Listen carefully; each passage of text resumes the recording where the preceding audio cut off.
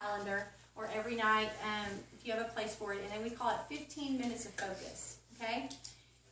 15 minutes that can change your life and change your business. So whether you're a very organized person or a squiggle like Christine, that flies by the seat of your hands but has the joy overflowing to everyone she is around.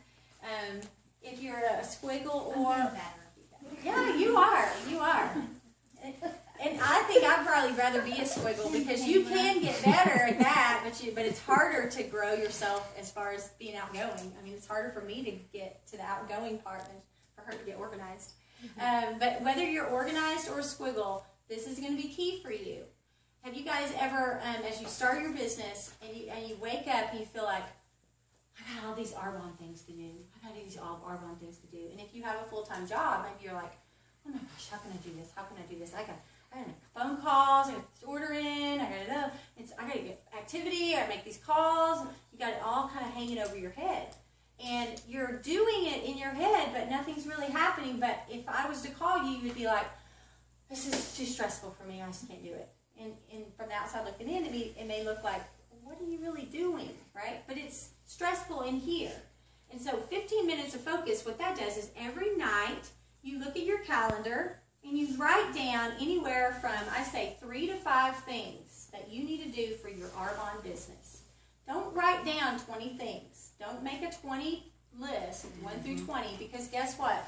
That won't happen. Even if you're a stay-at-home person, that won't happen, okay? Make about 5.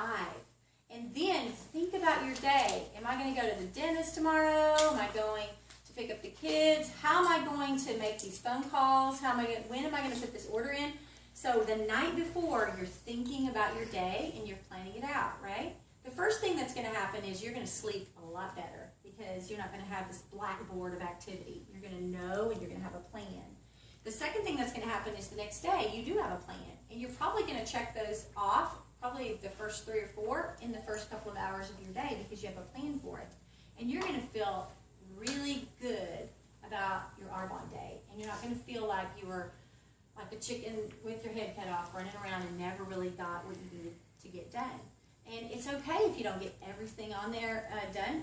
Move it over to the next night. And so I have a little, a piece of paper on my mirror where I wash my face at night, and it says 15 minutes of focus, prepare or beware.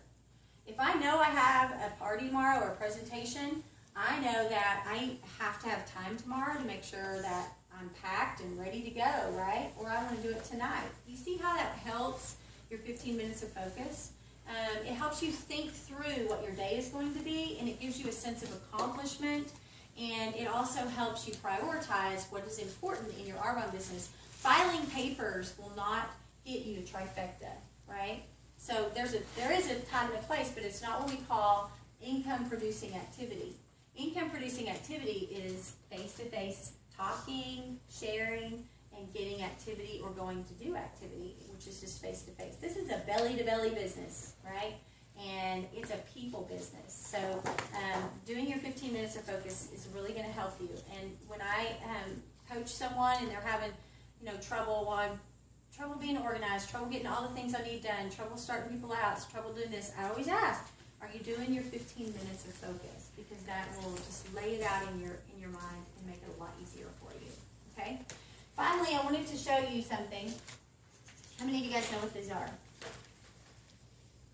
These are mustard seeds. Look how little they are. Tiny. Really, really tiny. And my favorite book, the Bible, says that if you have faith the size of a mustard seed, and so some of you might be thinking, a mustard seed must be pretty big. It's tiny. I keep this in my office just sitting there, and it's a great reminder that God is not going to, Shannon Irvin said this once, and it's one of my favorite quotes. God cannot bless your shoulda, woulda, coulda. He cannot bless your shoulda, woulda, coulda. But